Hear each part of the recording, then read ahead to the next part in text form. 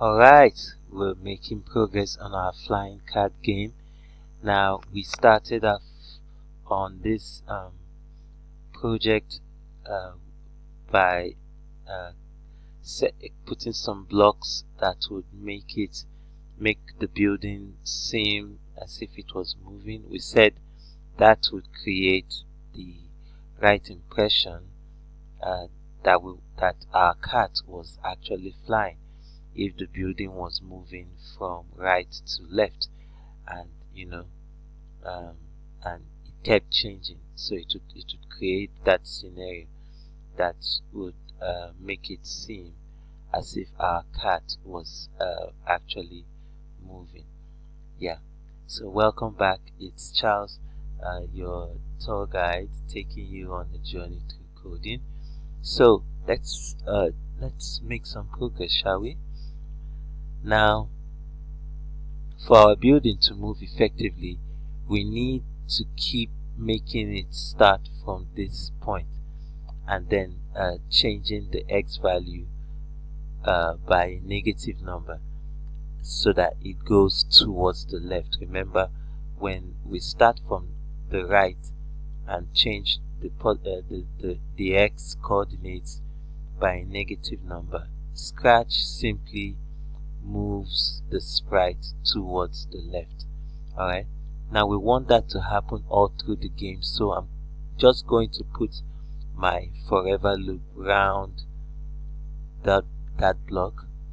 So I now need to put a repeat block inside the forever loop.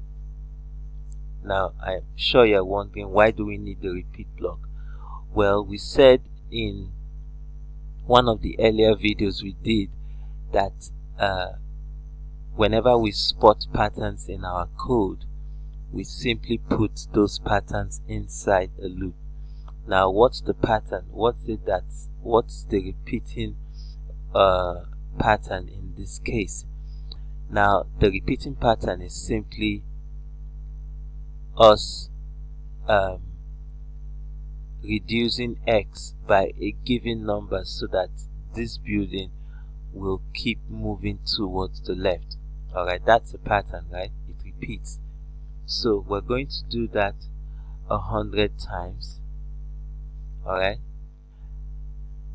and now let's go find that block that's going to make our building move towards the left.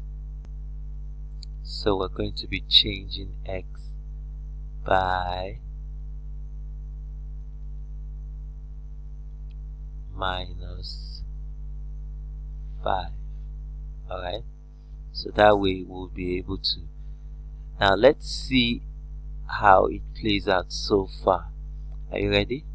Let's click the green flag.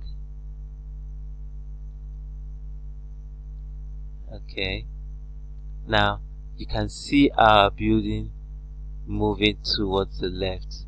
Okay, yes, I know it's kind of slow, but it's gonna pick up very soon. Alright, now you can see that. Alright, now remember, our building has different costumes, and we would like to see those different costumes coming up. So we're going to add the next costume block. Now, where do you think would be the right place to put the next costume block? I would say we should do that right after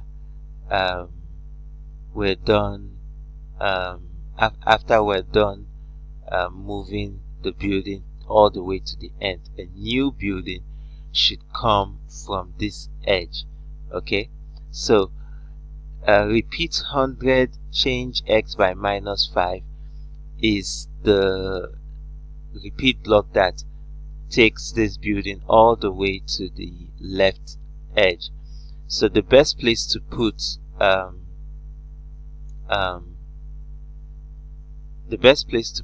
the block for next costume would be after the repeat block. Remember, sequence. We put stuff that we want in the order that we want them.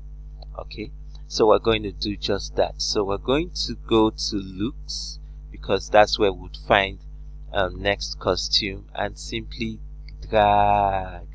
See, Scratch is so simple. All we need to do is drag. Alright, now take a look at that. And Scratch quickly updates our code, and you can see that different buildings are showing up now. Okay, wow, that's interesting. Okay, so you can see our buildings are coming up now. Now let's end the program, and let's see if we can make our buildings come up a little higher. Okay, that's good. Yes, I think that's fine. Alright, so let's see how it goes now. Okay, so they're a little higher now. Alright. Wow. See? It looks like our cat is flying, right? Okay, so you know what? If I changed this value from -5 to say a minus 10, let's see how it plays out. Okay. Okay.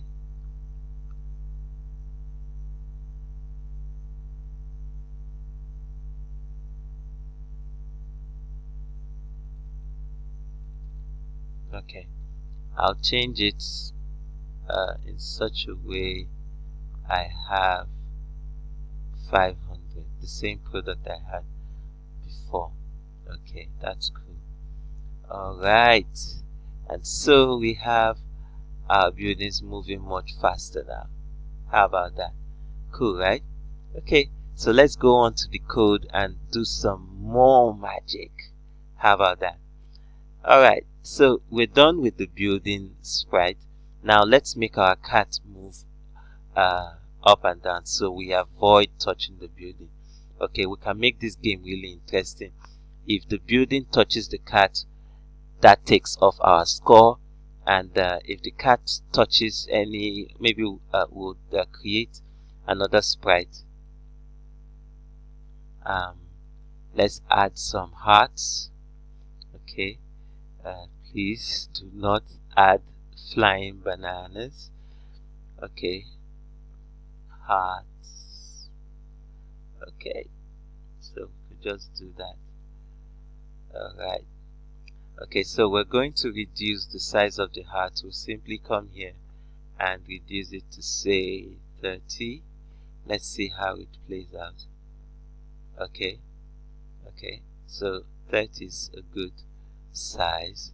So our heart is going to be flying, coming up at random positions, and our cat is going to be touching our heart. Okay, alright, maybe we should make it, let's make it 50. Okay, let's make it 50. Okay, how about that? Cool. Okay, so let's see. Yes, alright, so let's check out how we go about animating our heart. Okay, now if you notice, we want the heart to also move in the same direction that the buildings are moving, but we're going to, so what we're going to do is we'll make them move kind of differently. Now if you noticed, all I needed to do was to make sure that the product of what's in my repeat block and the change x by the negative would give me 500. Okay, and if I move across this place by 500, that would make my code work. So I'm going to simply drag this all the way to the heart, and once it shakes, okay, see that it shakes, that means I can drop it. We see the next video we'll see the hearts code. Alright.